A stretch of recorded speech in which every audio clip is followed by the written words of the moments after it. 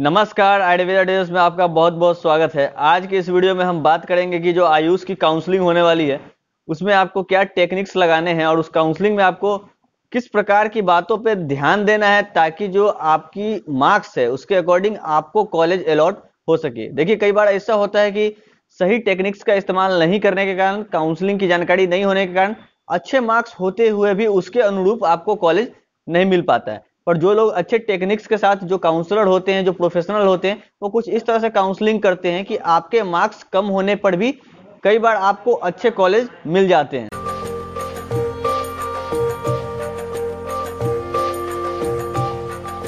तो देखिए, जैसे ही आयुष की काउंसलिंग की डेट स्टार्ट होती है, आपको रजिस्ट्रेशन करना होता है। जो भी प्रोसेस होता है वो आप पूरा करते हैं, पेमेंट पूरा करते हैं और जो सिक्योरिटी मनी होती है उसे भी आप पे कर देते हैं। इस तरह की बात होती है। सिक्योरिटी मनी आपसे इसलिए लिया जाता है ताकि अगर आप सीट अलॉट होने के बावजूद भी, अगर आप एडमिशन लेने के बावजूद भी उस सीट को छोड़ देते हैं वैकेंट, तो आपकी जो सिक्योरिटी मनी है वो एज ए फाइन रख लिया जाएगा, आपको वापस से रिटर्न नहीं किया जाएगा। बट ये सिक्योरिटी मनी अगर आपको कोई भी कॉलेज अलॉट नहीं होती है या आपको कोई भी कॉलेज नहीं मिलता है या आप फ्री एग्जिट करते हैं मिलने के बाद, तो ये पूरी की पूरी जो सिक्योरिटी मनी है वो आपको वापस कर दी जाती है। इसके बाद जो इंपॉर्टेंट स्टेप होता है काउंसलिंग के दौरान वो होती है चॉइस फिलिंग और चॉइस को लॉक करना। इसके अंदर आपको क्या विशेषता ध्यान देना होता है कि जब आप चॉइस फिलिंग कर रहे होते हैं तो आपको अपने मार्क्स के अनुसार ही कॉलेज को चॉइसेज में डालना चाहिए, यानी कि प्रायोरिटी ऑर्डर में डालनी चाहिए।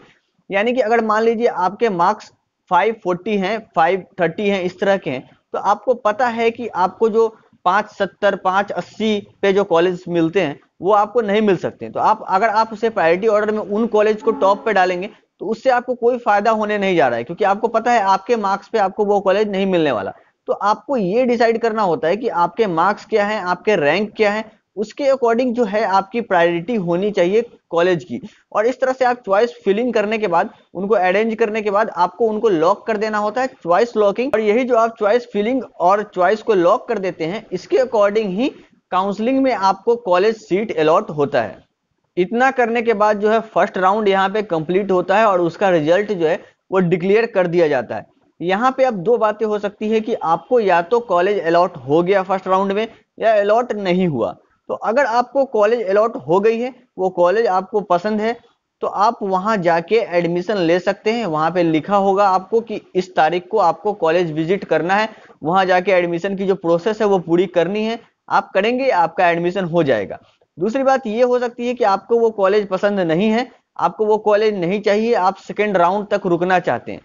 फिर आपको ये करना है कि आपको फ्री एग्जिट करना है, यानी कि आपको उस कॉलेज में विजिट नहीं करना है और नेक्स्ट राउंड जब आएगा तब वहां से आपको फ्रेश फिल करना है चॉइसेज को। यानी कि आप फिर से सारी की सारी चॉइसेज वापस से सेम प्रोसेस आप अरेंज करेंगे। फिर से अगले राउंड में वो जो आपका चॉइस फिलिंग है जो आपने लॉक किया है उसके अकॉर्डिंग आपको सीट अलॉट होगी, आपकी सीट जो है वो अपग्रेड होगी। अब दूसरा ऑप्शन ये है कि आपको सीट ही अलॉट नहीं हुआ, तो आपको क्या करना है? आपको कुछ भी नहीं करना। आप सेकेंड राउंड में जब जाएंगे आपको फिर से फ्रेश चॉइसेज फिल कर देनी है, वापस से चॉइस वैसे ही लॉक कर देनी है और वेट करना है वापस से इस सेकेंड राउंड के रिजल्ट के आने का। इसमें एक बात यह भी है कि आपको दोबारा से किसी तरह की कोई रजिस्ट्रेशन कुछ भी करने की जरूरत नहीं है। पर जो बच्चे अगर फर्स्ट राउंड में रजिस्ट्रेशन नहीं कर पाए थे, उनके पास ऑप्शन होता है कि यहाँ इस सेकेंड राउंड में वो वापस से रजिस्ट्रेशन कर लें। उन्हें जो है ये न्यू रजिस्ट्रेशन करना है। बट जिन बच्चों ने फर्स्ट राउंड में सब कुछ कर रखा है उन्हें केवल और केवल क्या करना है, वापस से चॉइस फिल करना है। फ्रेश चॉइस फिल करने के बाद उन्हें लॉक कर देना है और वेट करना है रिजल्ट आने का। अब इसके बाद होगा ये कि सेकेंड राउंड का रिजल्ट आया, फिर से सेम वही दोनों बातें होनी है, या तो आपको अलॉट हो गई है या आपको अलॉट नहीं हुई है। तो अब ये समझिए, अगर अलॉट हो गई है तो सेम बात है, आपको कॉलेज विजिट करना है और एडमिशन का प्रोसेस जो है वो कंप्लीट करना है। बट अगर आप चाहते हैं मॉपअप राउंड तक रुकना तो आपको क्या करना है, फ्री एग्जिट करना है, आपके पैसे नहीं जाएंगे। बट अगर आप एडमिशन प्रोसेस कंप्लीट कर लेते हैं तो ये होगा कि आपकी जो सिक्योरिटी मनी है वो वापस नहीं की जाएगी अगर आप उस सीट को छोड़ते हैं तो।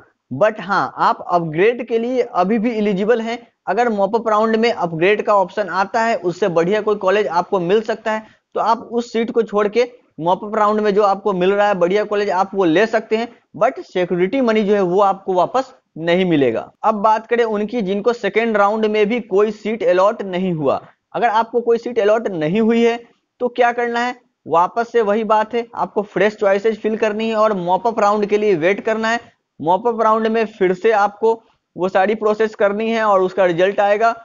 फिर भी यहाँ भी अगर कुछ सीटें बच जाती मॉपअप राउंड में, जो किसी ने सीट नहीं ली, वो सारी सीटें रह गई, तो वो सारी की सारी जो सीटें हैं यूनिवर्सिटी को, स्टेट को, जो भी है डीम्ड यूनिवर्सिटी वगैरह, उनको वापस दे दी जाती है। फिर वो एक प्रोसेस करते हैं जिसे कहते हैं स्ट्रे वैकेंसी राउंड। इस राउंड में केवल वही लोग पार्टिसिपेट कर सकते हैं या उन्हें ही केवल ये कॉलेज मिलेगा जिनको फर्स्ट, सेकेंड या थर्ड में से किसी भी राउंड में कोई भी सीट अलॉट नहीं हुई है, उनको स्ट्रे वैकेंसी राउंड में कॉलेज मिलेगा अगर ये कॉलेज की सीट बची है तो। और बात करें कि अगर आपको सीट पहले से मिली थी, आपने छोड़ दी थी, तो आप इस राउंड के लिए, स्ट्रे वैकेंसी राउंड के लिए एलिजिबल नहीं माने जाएंगे। तो कुल मिला के बात यह है कि जो सबसे इंपॉर्टेंट है वो चॉइस फिलिंग और किस तरह से आप उनको प्रायोरिटी ऑर्डर में लगा रहे हैं। मान के चलिए अगर आपको BHMS की कॉलेज नहीं चाहिए, आपका मन है कि नहीं मुझे और केवल BAMS ही करना है, उसके अलावा मैं कोई और कोर्स नहीं चूज करूंगा, या आपको BHMS चाहिए, आपको BAMS नहीं चाहिए, तो आप उस तरह से ही कॉलेज चूज करें। अगर आपको ये लगता है कि आप प्राइवेट से कोई भी BAMS या BHMS कुछ भी नहीं करना चाहते हैं, तो आप जो है चॉइस फिलिंग में केवल और केवल गवर्नमेंट वाले जो कॉलेज हैं उनको चूज करें। बट अगर आप ये चाहते हैं कि अगर गवर्नमेंट ना मिला तो मैं प्राइवेट से भी कर लूंगा, तो आप गवर्नमेंट, प्राइवेट उन सबको चूज करें। मतलब कुल मिला के बात है कि ये आप पे डिपेंड करता है आप किस तरह की चॉइस फिलिंग करते हैं, आपकी इच्छा क्या है।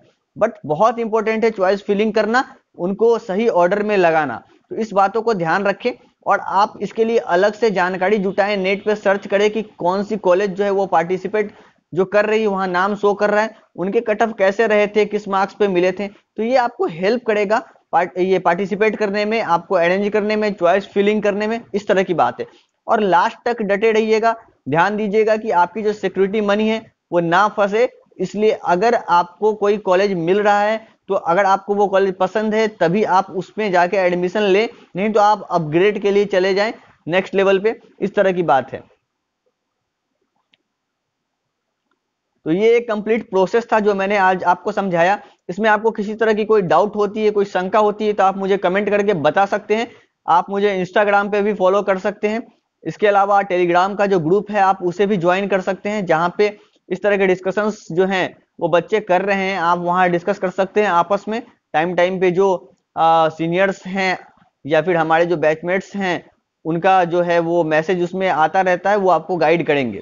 बाकी जब काउंसलिंग स्टार्ट होगी तो मैं काउंसलिंग की जो कंप्लीट प्रोसेस है उस वक्त उसमें कौन से प्राइवेट कॉलेज पार्टिसिपेट कर रहे हैं, कौन से कॉलेज क्या हैं, उससे रिलेटेड मैं हेल्पफुल वीडियो वापस से क्रिएट कर दूंगा, ताकि आप अच्छे से काउंसलिंग प्रोसेस को कंप्लीट कर पाएं और आपको किसी काउंसलर की आवश्यकता नहीं है। देखिए थोड़ी सी टफ प्रोसेस है, लेकिन अगर आप दिमाग लगाएंगे, थोड़ा सा सीखेंगे, तो आप इसे अच्छे से कर पाएंगे। और अगर आप काउंसलर को ज्वाइन कर रहे हैं, किसी काउंसलर के थ्रू करवा रहे हैं काउंसलिंग, इसमें कोई भी प्रॉब्लम नहीं है। बट ध्यान दीजिएगा कि वो काउंसलर जो है वो वैलिड हो, आप उसकी ऑफिस विजिट कर ले। ऐसा न हो कि आप अपने पैसा और आपका जो टाइम है वो दोनों वेस्ट हो, इसलिए सही जगह से काउंसलिंग करें। धन्यवाद।